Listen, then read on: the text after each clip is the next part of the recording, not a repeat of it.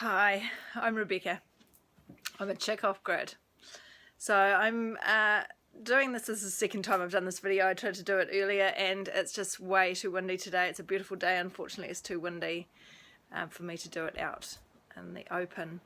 So I am making this video, making this YouTube channel to just give some hints and tips on how you can live off grid. 7 years ago we made the decision to leave the suburbs and move on to our patch of green grass and live off grid completely. So at the time it was just me and my bloke and my 11-year-old daughter. We now have a 5-year-old at home as well.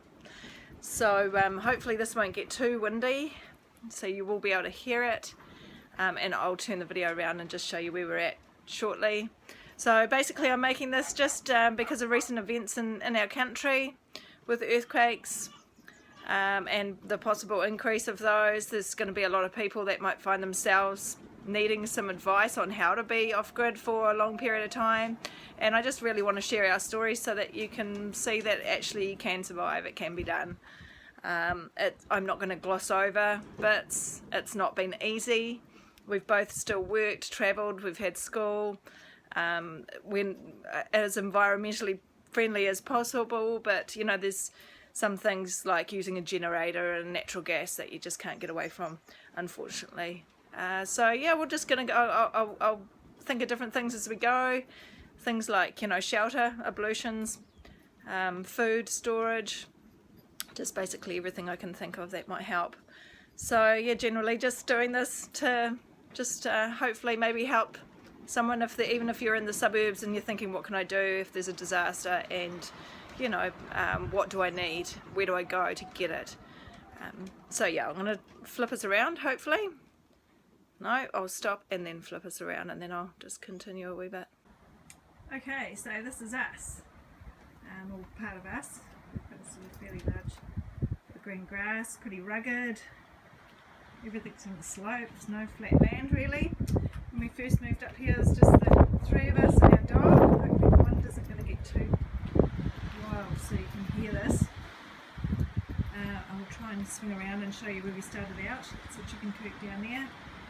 So when we first came up, we had tent, cabin, long drop. It was pretty much very little power.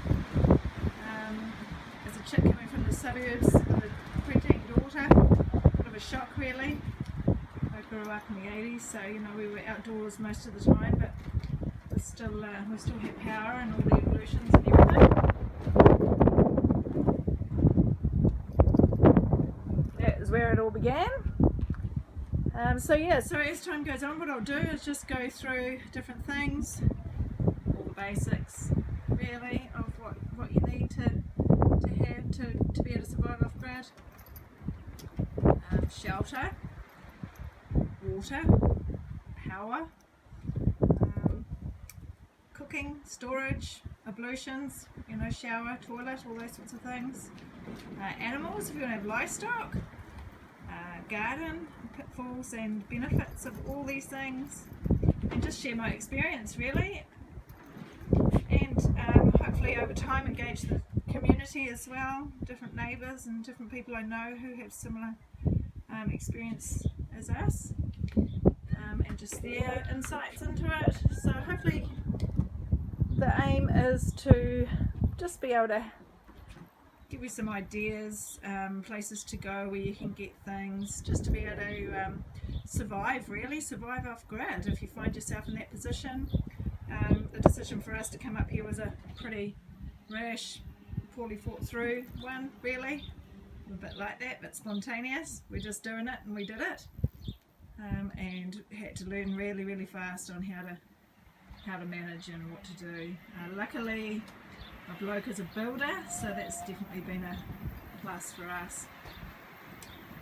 So yeah, so this is it. So I look forward to sharing with you just the different things that I think of that may be useful, and look forward to any feedback, and we'll post again soon.